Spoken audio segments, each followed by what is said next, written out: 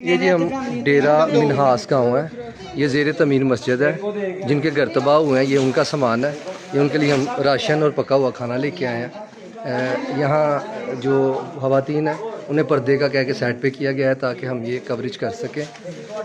ये आप देख रहे हैं, ये इधर जो घर बिल्कुल तबाह हुए हैं उनका सामान निकाल के ये ज़ेर तमीर मस्जिद है, तो ये सामान यहाँ रखा गया है। यहाँ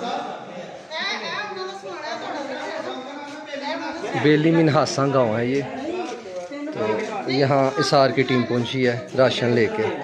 ये नीचे मैं कैमरा रखा हूँ ताकि किसी का चेहरा ना आए। ये जो लोग घर में हैं उन्हें घरों में पहुँचाया जा रहा है, जो यहाँ मुकीम है उनके लिए हम राशन और खाना लेके आए हैं।